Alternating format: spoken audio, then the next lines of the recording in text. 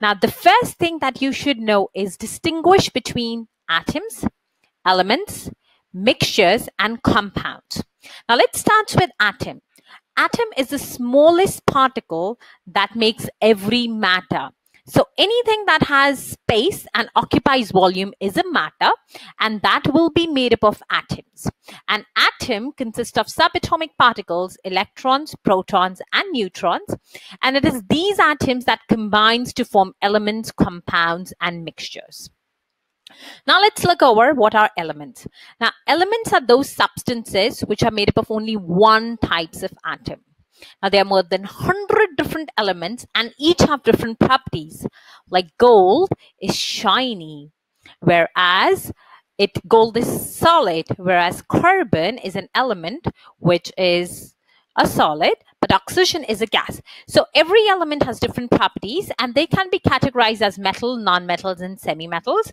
And where do we find all the elements? We can look over all the elements in the periodic table, which represents all the known elements in the order of the increasing proton number. So we'll be looking next in the further videos what is a periodic table and what information it gives us.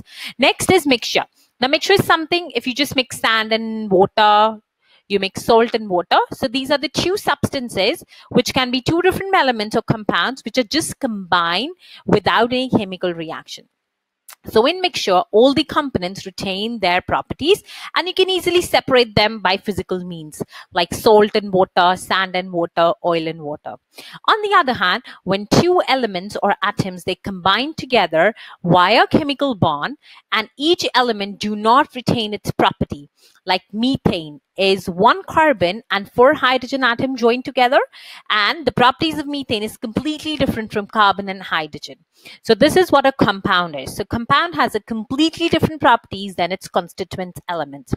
Okay, so I hope now you are clear with the difference between atom, elements, mixtures, and compounds.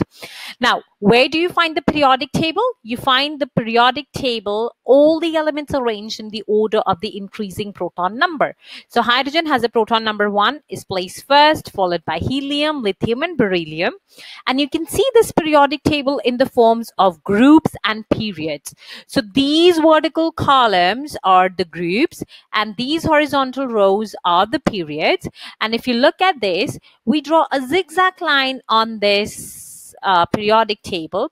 All the elements to the left of the zigzag are all metals and all the elements to the right, which are colored yellow in this image, are all non-metals, and the ones which are there in the zigzag are the semi-metals. Semi-metals or the metalloids have the properties which are both metals and non-metals.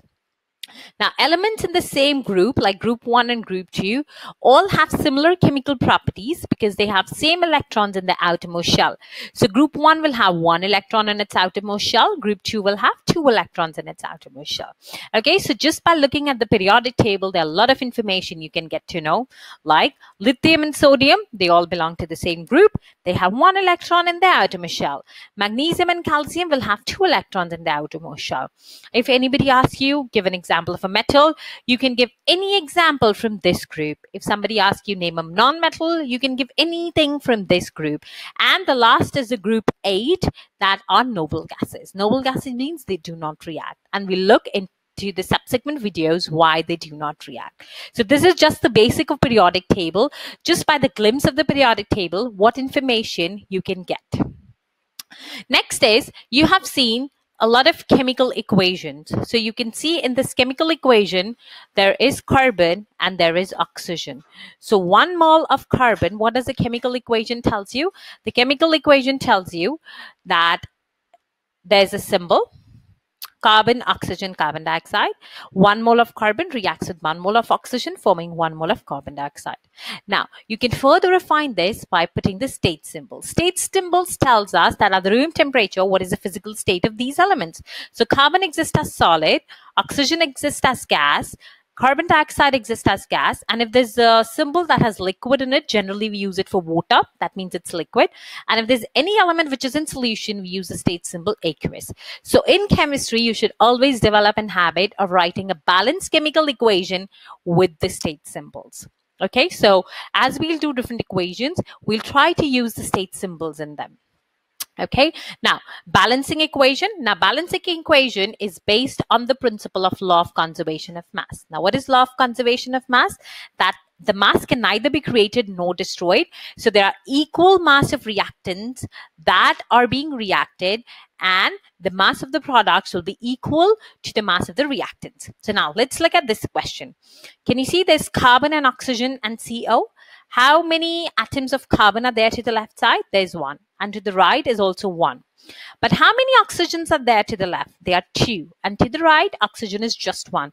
So to balance it, always remember, you add the number in the front. So we'll put 2 in front of CO. So that makes the oxygen atoms to be 2. So now our oxygen is balanced, but now it has disturbed the carbon. Now carbon is 2 to the right and 1 to the left. So we'll write 2 in front of the carbon as well. And now this equation is actually according to the law of conservation of mass. There are 2 carbons and 2 oxygen to the left, so means it has the same mass, and 2 carbon and 2 oxygen to the right means it has an equal mass of products and reactants. Now always remember, this law of conservation of mass is only valid if the reaction is carried out in a closed system, because if anything escapes from the mixture or the reaction mixture, then the product mass will not be balanced with the reactive mass, and this law seems to get broken down. Okay, so you need to remember law of conservation mass is equal number of reactants and products, and you write the balanced chemical equation showing the equal number of reactants and products on both sides. Next is a very important question. What is a difference? What are the differences between compounds and mixtures? Now here I have tabulated the differences between compounds and mixtures along with the bases. So compounds have fixed composition. So if you talk about water, there'll always be 2 atoms of hydrogen and 1 atom of oxygen. In mixtures, you have variable composition. You can put any grams of sand mixed with any grams of any volume of water. Compounds cannot be separated by physical means, but mixture you can separate by physical means, like you can do evaporation, crystallization, filtration. In terms of properties, the compounds has different properties than its constituents. For example, if we talk about water, water has completely different properties from its constituents, hydrogen and oxygen. In mixtures, all the components retain their property. Next is the presence of chemical bond. In compounds, the components are chemically bonded, but they are not bounded in in a mixture. The chemical reaction takes place in the formation of compound, but no chemical reaction takes place in the formation of mixtures. In terms of melting and boiling points, the compounds have sharp and fixed meltings and boiling points, where mixture do not have fixed meltings and boiling point. Example of compounds is water. You can see it's 2 hydrogen, 1 oxygen, methane, 1 carbon and 4 hydrogen, hydrogen chloride, 1 hydrogen and 1 chlorine. Whereas mixture could be salt and water, sugar and water, oil and water solution. Now we know that the mixtures can be separated by physical means. Now let us look at what are the different ways we can separate the mixtures. Now there are 5 techniques you need to be aware of. First is filtration, which is used when you have a mixture of solid and liquid where solid is insoluble. So solid is insoluble in a liquid, so you can easily filter it off and solid can stick to the filter paper. Example, sand and water. In the crystallization, again, you can separate a solid and liquid, but in this case, the solid is completely soluble in the liquid. Okay, for example, salt and water solution, sugar and water solution. Next is distillation. Distillation can only be used when you have solid and liquid. Where solid is soluble, you can also use crystallization, but in crystallization, the liquid is lost. It is evaporated. But in distillation, you can collect the liquid, or you can take 2 liquids which has different boiling points. Next, you have the fractional distillation. Fractional distillation is mixture of liquids where the boiling points are close together. Example, ethanol and water, or the mixture of crude oil. Or chromatography, where it's different components in a solution. For example, components in an ink. Now, these are the 5 techniques that we need to know for your paper 1 chemistry: the filtration, the crystallization, distillation, fractional distillation, and chromatography. Now, let us look at each one of them in detail. The first one is filtration. You must have seen this setup in your school laboratory where you have a conical flask which is placed on a glass tile, and then you have this filter funnel. This filter funnel looks like something like this with the tapering end, and inside it you place this paper, which is a filter paper. Now you pour your solution of a solid and a liquid through this filter paper, The solid component, which is insoluble in the solution, will stick to the filter paper, and the runoff will be the soluble solution, and which is known as the filtrate. So the solid component can be separated from a liquid using this technique. The solution runoff with soluble component and insoluble component like sand stick to the filter paper as a residue, and the runoff is the filtrate, which can be water or the solution with the dissolved components. And if it is just water, then you have your solution separated. If it is a water with any dissolved components, then you can do another technique to separate this mixture, which comes off as a filtrate or the runoff liquid. Now, the second technique which is used to separate the solid and the liquid with the solid completely soluble in the liquid is a crystallization or evaporation.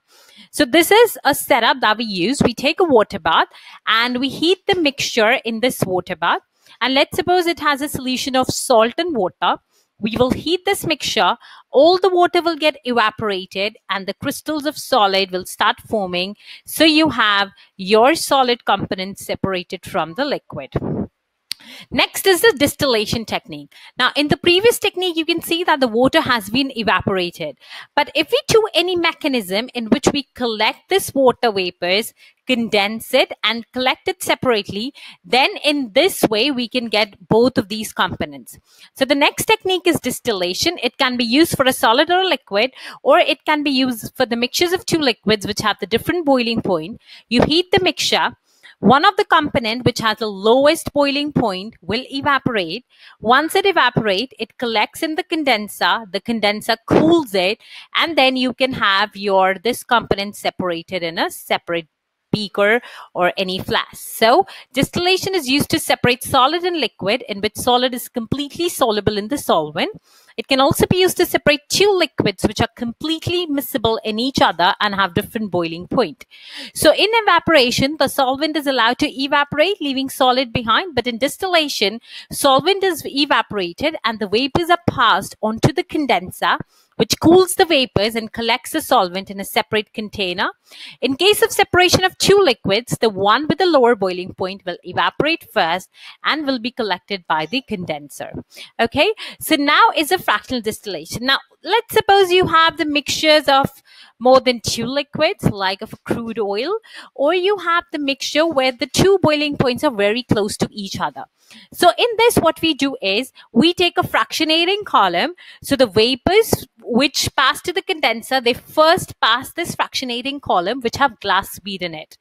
So the round bottom flask is fitted with a tall fractionating column with glass bead which is connected to a condenser. The vapors first evaporate into the fractionating column and hit the glass bead. The lower boiling point liquid will travel high up the column and reach the condenser and get separated in the separated flask. And the high boiling point liquids, they hit the glass beads at the bottom, get condensed, and it will come back to the flask. Okay, so I hope this technique is clear to you. You should know this setup. It's a fractionating column with glass bead. There's a round bottom flask. There's a Bunsen burner. There's a condenser which collects the lowest boiling point solution. Next is chromatography. Now, chromatography is a technique in which you separate the components in a mixture on the basis of their solubility. So I think you must have done this experiment in school. You take a chromatography paper. On this, you mark a line with the pencil and you dab the solution or a mixture that you need to separate. And then the solvent is allowed to run up. As the solvent passes the mixture, it will dissolve all the components inside it, and the components of the mixture which are more soluble will travel up, and the components of the mixture which are less soluble in the solvent will give a mark at the bottom. So in this figure, you can see that the yellow components are more soluble, so they traveled up, and then the red components are less soluble. Okay, so the components of the mixture which is more soluble will travel at a greater distance and will leave its mark near the top, and the component which is less soluble will have a mark near the bottom. Okay, so I hope all these 5 techniques are clear to you. You should be clear with where we use them and what is the process of doing this technique. Okay, so I hope this unit is well clear to you. Now let us look at what are the important key terms that we studied in this unit. We talked about atoms, elements, mixtures, compounds, periodic table, chemical equations, balanced equations, state symbol, filtration, crystallization, distillation, fractional distillation, and chromatography. What are atoms? Atoms are the smallest particle of the matter which contains electrons, protons, and neutrons. Elements are the substances made up of only one type of atom.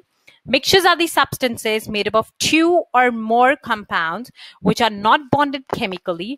Periodic table is a table that contains all the known elements in the order of the increasing proton number, arranged in groups in periods. Chemical equation shows a reactants and a product of a reaction.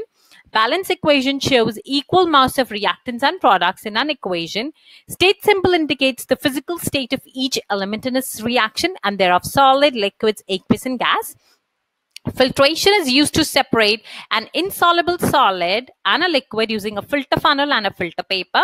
Crystallization is a technique used to separate soluble solid from a liquid using evaporation. Distillation is the separation of components on the basis of boiling point. Fractional distillation is the separation of immiscible liquids with closer boiling points in a fractionating column on the basis of difference in boiling point. And chromatography is a technique used to separate the components of the mixture on the basis of their solubilities in a given solvent. So I hope these key terms are clear to you and you should remember them all. Now let's test yourself. You should name the technique used to separate the following: sand and water, salt and water, components of ink, mixtures of crude oil, and a copper sulfate solution. And then you have to label these ones as element, mixtures, and compounds: gold, water, carbon dioxide, sugar dissolvent water, and salt dissolvent water. And next is, how will you separate salt and sand? Okay, so you can pause the video, have a go at these answers.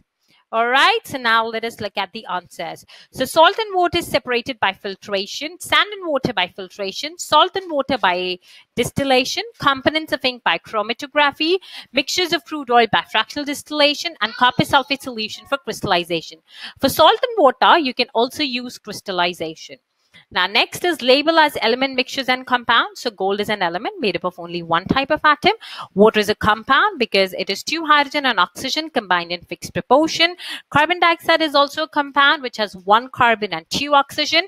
Sugar dissolvent water and salt dissolvent water is a mixture because these two components can be separated by the physical means and all the components retain their properties.